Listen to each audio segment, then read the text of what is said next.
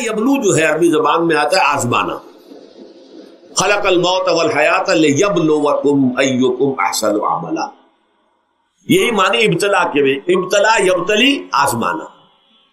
ابلا یبلی جو آتا ہے باب افعال سے, اس میں آتا ہے کسی کو کسی تکلیف میں ڈال کر اس کو نکھارنا, کہ اس کا جوہر نکھر جائے, اس کے اندر جو خیر ہے وہ اور چمک جائے, لوگوں کو بھی معلوم ہو جائے کہ یہ شخص اس مقام کا اہل ہے, اس کے اندر یہ صلاحیت ہے, اس میں یہ قوت موجود ہے. تو یہ گویا کہ اہل ایمان کی صلاحیتوں کو نکھارنے کے لیے اور ان کے درجات کی ترقی کے لیے بھی اللہ تعالیٰ دنیا کے اندر یہ مصیبتیں اور امتحانات جو ہیں آزمائش کے حوالے سے افراد پر بھی اجتماعی طور پر بھی لاتا ہے. اور ایک اس کا اور بھی ہے, اہل ایمان پر اس طرح کے ابتلا و آزمائش کی ایک نوعیت اور بھی ہے, اور وہ یہ ہے کہ جو بھی آپ سے غیر ارادی طور پر یا یہ کہ آپ نے کوئی گناہ ارادی طور پر بھی کر لیا, اللہ تعالیٰ اس کی سزا اسی دنیا میں دے کر آخرت کی سزا سے محفوظ کر دے. گویا کہ اس سے بڑا خیر کیا ہوگا. یہاں کی سزا کیا ہے, جھیل لی آپ نے, بخار آ گیا, ٹانگ ٹوٹ گئی, چلیے 3 مہینے آپ بستر پر پڑے رہے نا, اور کیا ہوا, کچھ نہیں. لیکن یہ کیا آخرت کی سزا ملتی ہے, بہت عظیم.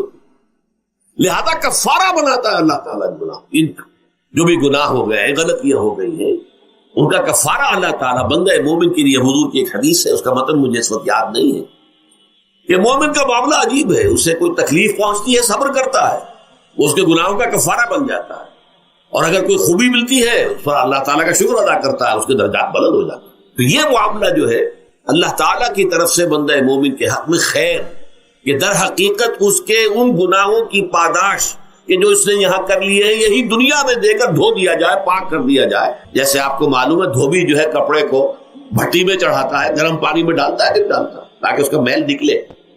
اس کے آگے پٹکتا بھی ہے ذرا اس کو, تاکہ وہ میل اچھی طرح چھٹ جائے اس سے. اسی طرح اگر دنیا میں ہمارے میل چھٹ جائیں, دنیا میں اگر ہمارے گناہ دھل جائیں, تو یہ بڑے نفع کا سودا ہے, بڑے نفع کا سودا ہے, بڑے نفع کا سودا ہے.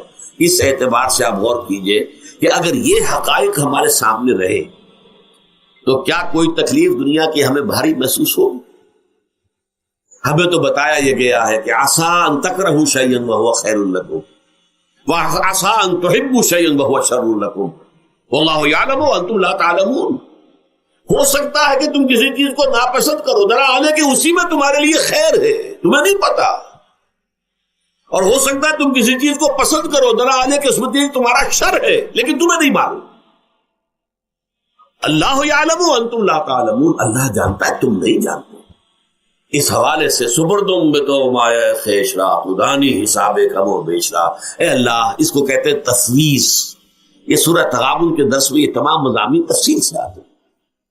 یہ ایمان کے جو باطنی ثمرات ہیں اس میں سب سے پہلے مقام رضا ہے, پھر تفویض, توکل ہے. آپ محنت کر رہے ہیں, محنت کر رہے ہیں, محنت کر رہے ہیں, نتیجہ نہیں نکلا. ایک نتیجہ یہ نکلے, ایک بچے نے بہت محنت کی, دن رات کام کیا, فیل ہو گیا امتحان. اب صدمے سے کمر ٹوٹ سکتی ہے اس کی, لیکن نہیں, ہو سکتا ہے کہ اللہ تعالیٰ نے اسی میں میرے لیے خیر رکھی. اس لیے کہ ہماری محنت سے کچھ نہیں ہوگا, ہمارے مادی وسائل سے کچھ نہیں ہوگا, ہوگا اللہ کے اذن سے, اللہ کی مرضی سے, اللہ کی مشیت سے. یہ ہمارے لیے خاص طور پر اس اعتبار سے بہت اہم نقطہ ہے. ہم سب راہ حق کے مسافر ہیں, اپنے اپنے بس پڑتے محنت کر رہے ہیں, وقت بھی صرف کر رہے ہیں, مال بھی صرف کر رہے ہیں, محنت کر رہے ہیں, مشقت کر رہے ہیں. لیکن فرض کیجئے جیسا کہ ہے فی الواقع, فرض کیا کیجئے, وہ تو واقع سامنے کی بات ہے, نتائج نکلتے نظر نہیں آ رہے, قدم نہیں بڑھ رہے, ہماری طرف لوگوں کا رجوع عام نہیں ہے. ٹھیک ہے, اس پر قطعاً بدل ہونے کی بات نہیں. یہ اللہ تعالیٰ کی مشیت میں ہوگا, جب وہ چاہے گا تب ہوگا. ہمارا کام یہ کہ اپنا فرض ادا کیے چلے گا بس, اور نتیجے سے بالکل ذہن کو اپنے منقطع کر لیں, ذہن کا کوئی تعلق آپ کے نتیجے کے ساتھ نہ رہے. یہ جب تک کیفیت ہماری نہیں ہوگی, ہم اس راہ پر استقامت اور مدام اس پر محنت اور جد و جہد کرنا جو ہے وہ ہمارے لیے ممکن نہیں رہے. اس کے لیے میں اگر آپ کے سامنے رکھوں معاملہ کہ حضور صلی اللہ علیہ وسلم کے جو پہلے 10 برس ہیں, جب سے آپ کو آغاز ہوا ہے وحی کا, اس کے بعد سے پہلے 10 برس دن رات کی محنت، شدید مشقت، یہاں تک کہ اللہ بھی روک رہا ہے نبی آپ اپنے آپ کو ہلاک کر لیں گے، لعلک باخع نفسک الا یکونوا مؤمنین، کیا آپ اپنے آپ کو اس صدمے میں ہلاک کر لیں گے؟ یہ ایمان نہیں لا رہے، اس قدر صدمہ۔ لیکن اس کے ساتھ یہ ہے، یہ نہیں ہے جب نتیجہ نہیں نکل رہا تو کام چھوڑ کے بیٹھ جائے، نہیں، معاذ اللہ معاذ اللہ۔ نتیجہ نہ نکلے تو حضرت نوح علیہ السلام کی عمر بھی اگر حضور کی ہوتی 950 برس بھی حضور دعوت دیتے تھے، آپ کا کام تھا، آپ کا فرض تھا۔ حضرت نوح علیہ السلام بھی تو آخر اللہ کے ایک بندے تھے، اللہ کے رسول تھے، 950 برس تک دعوت دی۔ وَلَبِثَ فِيهِمْ أَلْفَ سَنَةٍ إِلَّا 50 عَامًا، یہ تو ہم مانتے ہی نا، اگر قرآن کے اندر نص قطعی صریح الفاظ نہ ہوتے کہ 950 برس تک رہے، ورنہ یہ بات سمجھ سے بالا تر ہے۔ عام طور پر معلوم ہوتا ہے کہ اس دور میں ابھی عمر زیادہ تھی لوگ۔ بہرحال جو میں نے عرض کیا تھا کہ دکھ جس سے انسان متاثر ہوتا ہے اس کی ایک قسم وہ ہے کہ جو ہمارے ارادہ اور اختیار سے باہر، اللہ کی مشیت سے، اللہ کے اذن سے، اللہ کی مرضی سے آتا ہے۔ اس کے لیے ہمارا کام صرف برداشت ہے۔ جو شے بھی ہمیں برداشت کی صلاحیت عطا کر دے وہی اس کا علاج ہے۔ جیسے آپ کو معلوم ہے کہ بخار بہت تیز چڑھا ہوا ہے، اس کی دوا نہیں ہے اسپرین یا کوئی اور پیراسیٹامول، بخار کی شدت کو کم کر دو، وہ کوئی علاج نہیں ہے۔ علاج تو ہوگا اگر معلوم ہو کہ کون سے جراثیم ہے، کس کی وجہ سے ہے، اس کا صحیح اینٹی بایوٹک کون سا ہے، وہ علاج ہوگا۔ یہ علاج نہیں ہے، لیکن اس کی شدت کی کمی اور اس کے اندر جو احساس ہے جھیل جانے کا، وہ انسان کے لیے آسان ہو جاتا۔ یہی مضمون آیا ہے سورہ حدید میں بھی، ما اصاب من مصیبت فی الارض ولا فی انفسکم، یہاں کھول دیا اس مضمون کو۔ میں نے عرض کیا تھا نا کہ یہ آفت سماوی بڑے پیمانے پر بھی ہو سکتی ہے، زمین میں یعنی زلزلہ آ گیا، فلڈ آ گیا، طوفان آ گیا، ولا فی انفسکم، خاص تمہاری جان میں، تمہیں بخار ہو گیا، تمہیں ٹی بی لگ گئی، تمہیں کوئی اور بیماری آ گئی، تمہیں کینسر ہو گیا، معاذ اللہ معاذ اللہ، ہوتا ہے، آخر ہوتا ہے، دنیا میں انسانی زندگی کے ساتھ یہ ساری چیزیں لگی ہوئی ہیں۔ لیکن یہ چیزیں ما اصاب من مصیبت فی الارض ولا فی انفسکم، نہیں پڑتی تم پر کوئی پڑنے والی کوئی مصیبت، کوئی تکلیف، نہ پوری زمین میں بڑے پیمانے پر، نہ تمہاری جانوں میں انفرادی سطح پر، الا فی کتاب من قبل ان نبرأھا، مگر یہ کہ وہ تو ایک کتاب میں، کتاب اللہ کے علم کی کتاب، ام الکتاب، اس میں پہلے سے درج موجود ہے۔ یہ الٹ اپ نہیں ہو گیا، یہ اچانک نہیں ہو گیا۔ آپ اچانک سمجھتے ہیں کہ صاحب میں تو جا رہا تھا، اچانک ٹرک نے آ کے مجھے دھکا مار دیا۔ اچانک کوئی شے یہاں نہیں ہوتی، اس کائنات میں پتہ تک نہیں ہلتا جب تک کہ اس نے رب نہ ہو۔ اچانک کا کیا سوال؟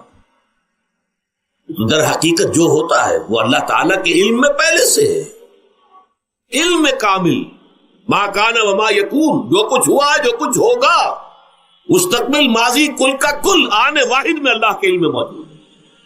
لہذا یہاں اچانک کچھ نہیں ہوتا، جو بھی آیا ہے اللہ کے علم سے آیا، اور یہ پہلے سے اللہ کے علم کے اندر موجود تھا، لکھا ہوا تھا، الا فی کتاب من قبل ان نبرأھا ان ذلک علی اللہ یسیر۔ یہ تمہیں تو مشکل نظر آئے گا لیکن اللہ پر بڑا آسان ہے، اللہ کا علم کامل، ما کانا ما یکون کو آبی ہے۔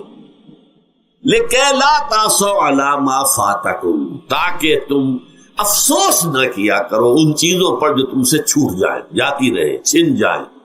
کوئی موقع تھا ہاتھ سے نکل گیا، کوئی دولت تھی اس پر ڈاکہ پڑ گیا، کوئی اور مصیبت ہے وہ آ گئی، کوئی عزیز فوت ہو گیا، اکلوتا بیٹا تھا فوت ہو گیا، وغیرہ وغیرہ۔ ما فاتکم، فات سے ہی فوتیدگی ہے نا، جو شے بھی نکل جائے، چلی جائے، ہاتھ سے جاتی رہے، چاہے وہ کوئی آپ کا عزیز تھا جو فوت ہو گیا تو آپ کے ہاتھ سے نکل گیا، یا کوئی مال تھا جو آپ کے قبضے سے نکل گیا، ڈاکہ پڑ گیا، چوری ہو گئی، نقصان ہو گیا کاروبار میں بہت بڑا، اس پر افسوس نہ کیا کرو۔ اگر افسوس کرو گے تو اس کا مطلب کیا ہوگا کہ تمہیں اللہ پر اعتماد نہیں، یا تم سمجھتے ہو کہ اللہ کے سوا بھی کوئی ہے جو یہ کام کر سکتا۔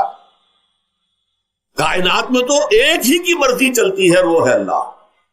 لہذا اگرچہ وہ کسی کے ذریعے سے تکلیف آپ کو پہنچی ہے، کسی نے آپ کو پتھر مارا ہے، وہ پتھر ہو سکتا ہے آپ کو نہ لگتا، لگ گیا ہے تو اللہ کے فیصلے سے لگا ہے، اس کا باپ بھی نہیں پتھر مار سکتا آپ کو اگر اللہ کا اذن نہ ہو.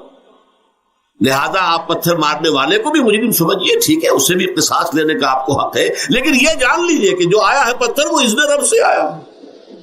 اب ظاہر بات ہے کہ اگر یہ کیفیت ہوگی تو غصہ اتنا نہیں ہوگا اس شخص پر کہ جس نے یہ کام کیا ہے، بلکہ ہو سکتا ہے آدمی مسکرا کے رہ جائے. جیسے کہ وہ میں واقعہ سناتا رہا ہوں اپنے دروس میں کہ ایک درویش میرے ساتھ بھی جا رہا تھا، جو رب کرے سو ہو، جو رب کرے سو ہو، جو رب کرے سو ہو.